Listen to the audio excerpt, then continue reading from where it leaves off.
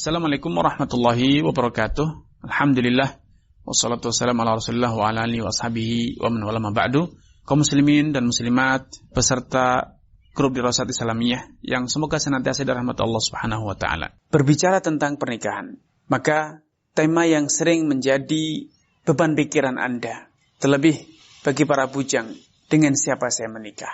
Pada sesi sebelumnya telah disampaikan bahwa hukum pernikahan untuk yang kedua kalinya, ketiga dan keempat, menurut mazhab Imam Syafi'i itu hukumnya mubah. Alias Anda lakukan ataupun Anda tinggalkan, tidak ada pahalanya dan tidak ada dosanya. Kenapa? Karena menurut penilaian mazhab Imam Syafi'i, pernikahan itu tak ubahnya makan dan minum, yaitu upaya ataupun satu tindakan yang bertujuan untuk memenuhi kebutuhan biologis. Sebagaimana halnya makan dan minum, tidur, mandi, dan lain sebagainya, hukumnya mubah. Maka demikian pula menikah. Kenapa demikian? Karena itu sama-sama kebutuhan biologis. Namun demikian, telah disampaikan sebelumnya bahwa yang lebih tepat adalah pendapat yang menyatakan bahwa hukum pernikahan, baik yang pertama ataupun yang kedua, sesuai dengan kondisi masing-masing. Bisa jadi ada orang yang wajib menikah dua, ada yang sunnah, ada yang bahkan haram atau makruh sesuai dengan kondisi yang ada pada diri masing-masing. Al-Mu'allif rahimahullah ta'ala selanjutnya mengatakan, yaitu Imam Abu Syuja', wala yankihul hurru amatan illa bisyartain. Seorang yang merdeka, walaupun secara teoritis dia dibolehkan menikahi 4 wanita merdeka, dan bagi seorang budak dia boleh menikahi 2 orang wanita. Namun demikian, kalau Anda sebagai seorang yang merdeka, Anda tidak boleh serta-merta menikahi budak. Kenapa? Karena dalam mazhab Syafi'i, seorang yang merdeka tidak boleh menikahi budak kecuali dengan 2 syarat. Ada musodakil hurrah, Anda tidak mampu untuk menikah dengan wanita yang merdeka. Dan yang kedua, khauful anat. Anda khawatir kalau tidak menikah terjerumus dalam perbuatan zina. Namun selama Anda belum sampai pada kondisi tersebut, Anda tetap wajib bersabar dan tidak boleh menikahi budak. Alasannya apa? Alasannya karena Allah Subhanahu wa taala dengan jelas berfirman, "Wa man lam yastati' minkum tawlan an yankihal muhsanatil mu'minat fa mimma malakat aymanukum min fatayatikumul mu'minat."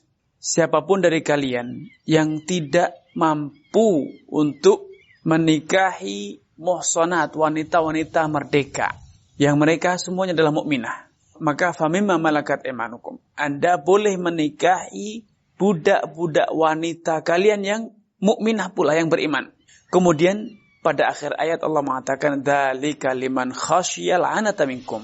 Adanya restu, adanya izin menikahi budak tersebut, syaratnya adalah bila Anda sudah pada level darurat, emergensi. Kalau tidak menikah, Anda terjerumus dalam perbuatan zina. Sehingga dari ayat ini, para fuqaha, para ahli fikih dalam mazhab Syafi'i menyimpulkan bahwa seorang yang merdeka hanya boleh menikahi budak bila memenuhi 2 kriteria. Tidak mampu menikahi merdeka, tidak mampu menikahi wanita yang merdeka, dan yang kedua, Anda dalam kondisi genting, darurat. Dengan demikian, bila Anda mampu menikahi wanita yang merdeka atau Anda tidak dalam kondisi darurat, maka solusinya adalah Anda bersabar atau Anda berpuasa.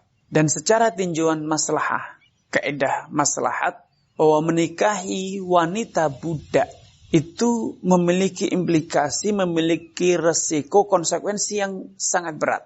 Yaitu anak yang terlahir dari pernikahan lelaki merdeka dengan budak, wanita budak, anaknya akan berstatus sebagai budak, akan berstatus sebagai budak.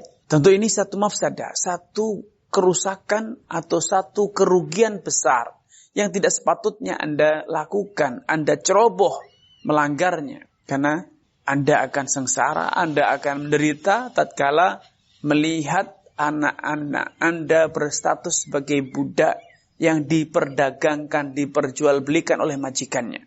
Adapun kalau Anda memiliki seorang budak wanita, membeli di pasar budak misalnya, maka Anda bebas menggaulinya tanpa harus menikahinya. Namun karena pembahasan budak ini tidak lagi relevan di zaman sekarang, tidak lagi ada perbudakan, maka tidak perlu kita panjang lebarkan. Ini yang dapat kami sampaikan pada kesempatan kali ini. Kurang dan lebihnya, mohon maaf. Billahi taufiq wal hidayah. Wassalamualaikum warahmatullahi wabarakatuh.